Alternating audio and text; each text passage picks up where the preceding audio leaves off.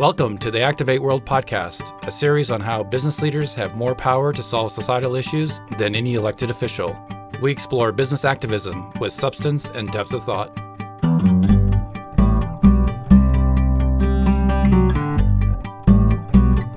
We're taking a dive into diversity and design today, and joining us is Phim Her. Phim is a marketing solutions manager at the Washington Post, and she's been involved in a number of industry initiatives to gain greater diversity and inclusion in design. So Phim, welcome to Activate World. Thank you so much for having me. Tell us about what led you to focus on diversity in design. So it starts in a refugee camp in Thailand. That's where I was born. My family and I, we are Hmong, and so that's spelled Hmong. We are a nation of people, a stateless nation of people. So we don't have a state, a country to call our own. And so that was due to ethnic genocide centuries ago. We originated more where China is, and then have since migrated down more south. So we're technically Southeast Asian. I share all of this to give context to who I am, because where I come from informs everything else that I've ever done in my life, and why I am a designer today, and also doing marketing solutions at the Washington Post. And so how does this story connect to why we're here? When I was young, my family moved here. So we moved here when I was just a baby. But because I kind of had that one foot in one world, one foot in the other, like even if I was creative, I couldn't help but think about, okay, I have to understand that I am living a life of privilege compared to if I were living in a refugee camp. So every time, even if I was doing art as a kid and being very creative, like a lot of designers are when they're kids, I was thinking about political science, politics, policy, power structures, and how the world works, and why is there so much inequality and inequity, whether it's in a school district or in a community, whatever it was. It's like I was that little philosopher even at age 5 in class, and it would scare teachers, and I would have a lot of fun with my other classmates. But there were a lot of times where I connected better with older people because I was ready to have those hard conversations even as a kid. And so I found my way to Syracuse University after graduating high school, and I was a Newhouse kid. So I studied creative advertising in a very competitive program. But Syracuse University also has a really strong policy school called the Maxwell School. And so it's usually a grad school, but you can still take undergrad courses in political science. And so I minored in that, and I was studying those two things, like my love for design, for advertising, at the same time that I was studying politics and policy. And so that's really allowed me to come to Washington, D.C., where I could use, kind of both sides of my brain in any of the work projects that I've done. And then it's really allowed me to think about how do I help unpack what it means to use design and social good and the concepts of, grassroots organizing and all those things, in one realm or in different conversations. When you were in college, was that mix of design and politics a common path for other classmates of yours? I felt like I was very much a unicorn because a lot of people didn't understand why I was interning at an advertising agency at the same time that I was interning at a nonprofit that served the refugee population inside of Syracuse. There was a heavy expectation of, okay, if you go to Newhouse, all of our alumni network, or a lot of our alumni network, is inside of New York City. Everybody will go to New York City. You're going to go to the big advertising agencies. And I just felt like, one, my portfolio wasn't strong enough to go to New York City. And I wanted to make sure that it would be strong enough. And so that was number one. As a designer, wearing my hat, I knew, okay, I'm not ready yet. I have to work on my portfolio, and I have to learn a lot more, because Newhouse was really great at teaching strategy, but it taught more about art direction as opposed to the technical design skills. So I'm still very self-taught, which is kind of the irony of saying I'm a designer. Anyway, that said, because of the interest in policy and political science and things like that, DC was a better fit for me, but I was so scared when I started out because I thought, how is this going to work out? But in the end, I'm really grateful that I trusted my gut, because it's allowed me to get to where I am. I also worked at Politico, and I know I would have never gotten that job had I not. I was a senior designer there. And so had I not had both the design skill set and the ability to understand politics, policy, how DC works, how power structures work inside of the world, and how to really design for influencers, that would have never happened had I not first gone to Newhouse and Maxwell and done what felt very crazy at the time, and then chosen to move to DC instead of New York City. And going back to your early family life, it seems like your parents set up an environment that allowed you to explore art and philosophy and were very supportive.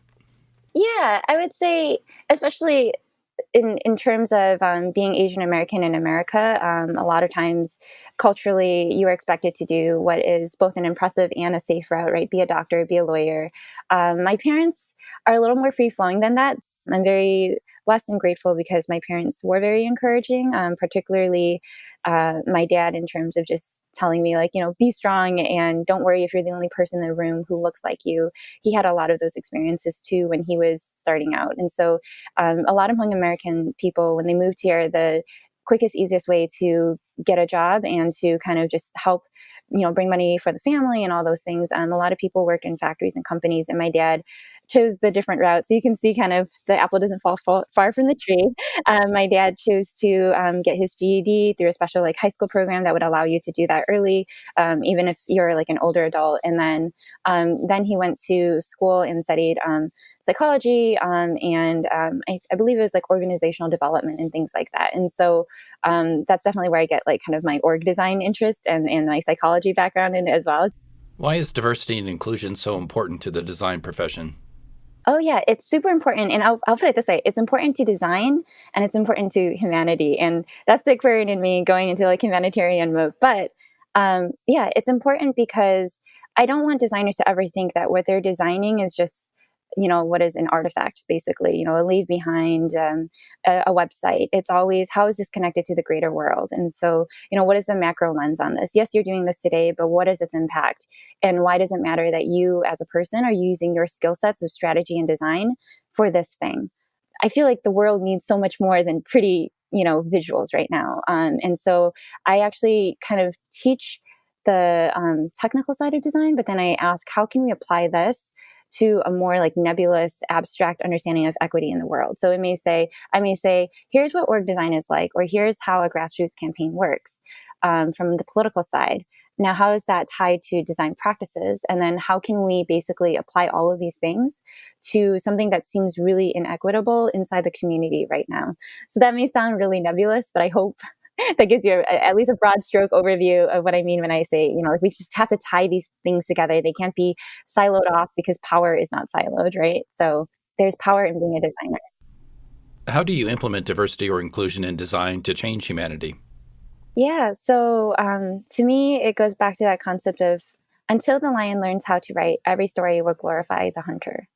And I think this is like a controversial quote at the same time that it isn't, because it creates an us versus them mentality. And right now, in a lot of diversity and inclusion conversations, there's kind of this, oh, is it white versus black? Or is it more than that? And for me, the most powerful thing in understanding diversity, inclusion, or equity is the concept of inclusion. I think it's important to realize that one person's narrative informs the other person's narrative. So sometimes there's this very heavy debate about, oh, like within the concept of lion versus hunter, so who's the hunter in here? Well, what if this isn't the right context to look through? But I think there's something really powerful about allowing this new generation of designers from very diverse backgrounds to come through into an industry that has been very white, not because of the current generation of designers right now, but because of how long it's taken generations of children to grow up and realize, oh, maybe this is a pathway for me. Maybe I can use my creative skill sets and become a designer or a strategist. It's just taken a long time for the so-called lions to grow up and to be more empowered and to be sitting in important boardrooms across America. And so all this to say, for the first time, at least in my generation, I feel like design has become a very diverse field. To me, my interest in terms of diversity in design and in the industry is more about how do you help people who come from these diverse backgrounds find a way. It's not just about giving them a chair. It's about making sure that when they're at that table, that they have a voice in the conversation, that they're empowered, and that they have a pathway forward. There's obviously huge hurdles with that because, according to the stats I've read, 86% of professional designers are Caucasian and about 55% are male. How do you address that without getting discouraged? Yeah. Okay. So now I will go all over the place, but I will try to keep it together. Basically, because I have this interest in like politics and policy, that's really the science of power, right? And persuasion. So that's one side already where when I'm mentoring someone, especially a young designer of color who is a woman, I'm trying to find like the most opposite of what you just described, right? And how do you tell that person, hey, you have so much talent, I want to see you go far. That person is going to be so discouraged sometimes because their work environment may be very toxic. There's a lot of unconscious biasness that they have to deal with, and that will send them out the door before it's even, oh, hey, you don't have the hard skills to do this. It's, hey, like there's a lack of EQ, right, in helping this young, talented person want to stay. So all this to say, what I do is I do a lot of mentoring in the community. And a lot of what I do is helping people realize, like, this is what power looks like and feels like. You are also just as powerful, and you need to stay empowered.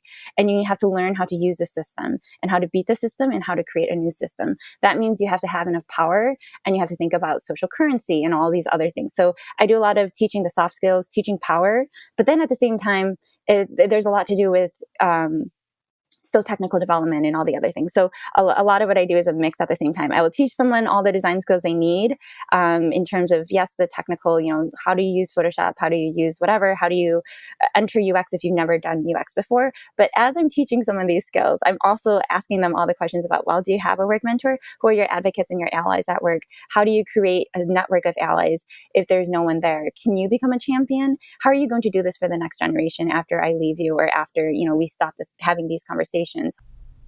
How do you view starting diversity in design earlier in the process, as far as in schools versus the workplace?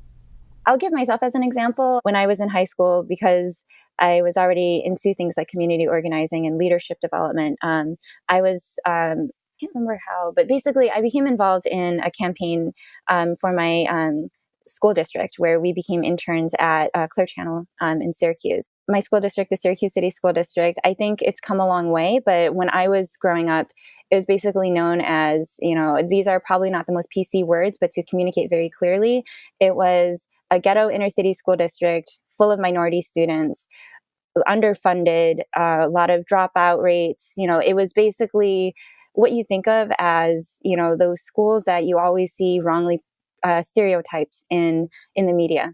We were involved as students in a campaign to basically change the narrative and to say, hey, we want to make you realize that there's so much more to our school district. We have grit. We have students who are doing amazing work and who will change this world. And so instead of having this top-down approach of having adults tell the story, we the students were involved and encouraged to tell that story firsthand. And we were taught the skills of how to do comms, PR. We didn't do direct design, but we sat down with the designer and saw how the designer designed. Because I did sound production, I was the one who helped cut up the audio that we used to tell these stories in short little radio clips. And so, like, just being able to give students or young people like the opportunity to have firsthand experiences of learning how to do the craft, whether that is sound production, video production, photography, or design earlier on. I think it's all about exposure and having them realize that this is a career opportunity that could be for them. And it's not just that I can do this and I can design for, a big brand. Like, there's nothing wrong with that. But where I'm going with this is, or I can also use my creative skills to, solve equity problems inside the industry. I can work for a nonprofit, or I can volunteer and use my skills for good, so that I can add back or feed my skills back into the community in a very productive and helpful way. I can empower myself to do this, and I can help empower others through my skills. And to me, it's always also so that they can succeed for that next generation, to see them succeed so that they can also become mentors, so that the system feeds itself in a positive loop as opposed to a negative feedback loop. That's really where I'm focused on.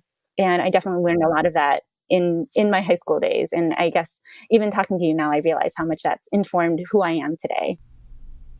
It seems that feeds into some of the work you're doing with Emerge, correct?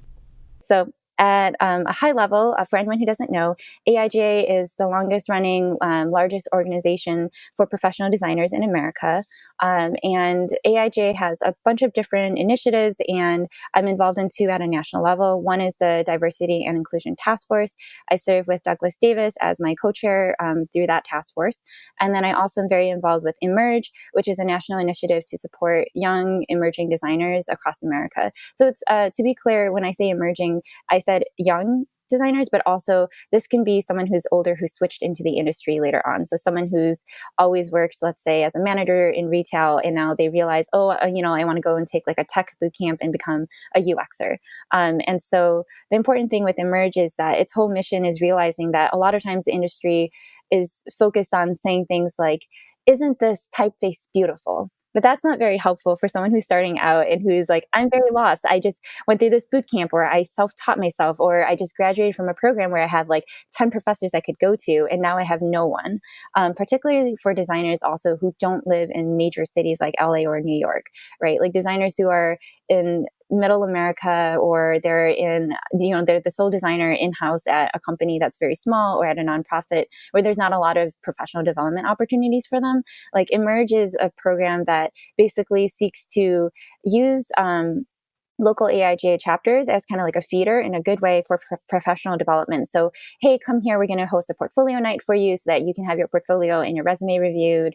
To let's just tell these stories about what it's like to be a designer from a diverse background doing design at XYZ company. So that representation is there, so that you feel like you are being seen, so that your story isn't just such a lonely story in a way, like so that you don't feel like what I do in-house in this small company in this small town, like that it's disconnected from the bigger narrative and thread of the design industry at large. We're basically, in a way, I look at it as we're course correcting and just adding to the narrative. And so I worked on a video campaign for Emerge that really helped tell those stories through video, but then also through blog interviews and articles as well, just to kind of tell a lot of stories about emerging designers and their experiences, their fears, their hopes, and just the work that they're doing, just to make it so that when you think about a designer, it isn't just about, that celebrated designer who's 60 years old. It's really about, what is this new generation doing? What do they care about? What are their needs? How can we help them professionally? And then also, how can we capture their stories in real time? So to wrap up, can you explain what human-centered design means to you? So Antoinette Carroll, who is one of the former chairs of the Diversity and Inclusion Task Force as well, has this beautiful way of thinking about this. So I'm going to use her words here because it's more powerful. She said, why are we talking about human-centered design? Why not talk about equity-centered design? And that's, to me, the power of everything, and why I'd much rather be a people's designer, because I think it's more about, yes, you can use these practices in the workplace to redesign whatever app you're working on, but I think it's much more powerful to go into a community, to be a member of that community already, and to teach these skills so that it becomes more about, how can we make this neighborhood safer, and things like that. And so that's really where I think the true lift of what human-centered design is really about, in the heart of it, or redesigning a cancer research center so that it is also going to be a much more human friendly kind of space for people who are going through very highly sensitive experiences, whether you are a patient or a loved one or the caretaker. For others that want to pursue being more of a human-centered designer, what's your best advice for them, whether they're starting out or already in an organization? I'll put it this way. For whether you are a designer or a non-designer, the first thing I'll say is I'm actually going to give the definition of what kerning is, because I mentioned it earlier, and I realized for anyone listening in who's like, what is this? I'm not a designer. This will work into everything else. Kerning is just basically understanding the space between two letters inside of anything that you're doing. So sometimes you'll look at like an ad or like a billboard and you'll realize like, whoa, how come that A is so far away from that N, or whatever those two letters are. Normally you don't care about these things, right? Design is invisible, you kind of walk past it, but sometimes you see really ugly and bad design, right? And you're like, why did that have to happen? Why is that so ugly? Like, even if I'm not a designer, I notice that, right? But kerning is something that's really taught to designers early on, to realize like your typography skills have to be strong. And so going back to my whole concept of thinking about kerning for life, what I mean by that is to say, we look for gaps and we look for opportunities, right? And so if the kerning metaphorically is off in life or inside of the industry, how do you change that? And how do you challenge that? How do you fix that? By using your design skills as well as every other skill that you have to offer. Don't think of it as just a toolkit of, well, I know how to like draw in 3D. It's more about, how can you use whatever skill, that you have, or how can you learn and acquire new skills to do whatever it is that you need to do to address the issue at hand, to address the kerning that needs to be fixed. So whatever gap it is that needs to be closed, whether it's a soft skills gap, a professional development gap, an equity gap, just fix it, fill it, do the thing that you need to do. If it makes you angry, if it hurts you, if it makes you feel fiery and passionate, just simply focus on that as opposed to looking the other way. And so that goes back to empathizing deeply, being curious about the world and asking, what does the world need from me? How might I help this universe? And leave it a better, softer place, right? And so it's in a funny way, and I'm purposely kind of using a design analogy just to keep it within the context of our conversation about design and the power of, diversity and inclusion and equity in design. But that's really what it is how can we take the concept of kerning and use it for life, really. And it doesn't matter whether you're a designer or not, because everybody can see gaps, everybody can see opportunities, and everybody can see when they're too wide of gaps or not enough or whatever. And it's, fix that. And if you can do that, even, chipping away day by day, then I think you've already done your deed as a human. I think that's wise advice and a great way to wrap up our conversation. Phim, thank you so much for your time. Your energy is contagious, and I have no doubt you will continue to change the world of design. Thank you. And honestly, thank you to you and all the other guests who you featured who are talking about this and doing the work. Like, by you even having this podcast and this series within your podcast, it tells me that you too are doing the work. So thank you for inspiring others, for informing others, and just, fighting the good fight. And we all have our part to play. So thank you.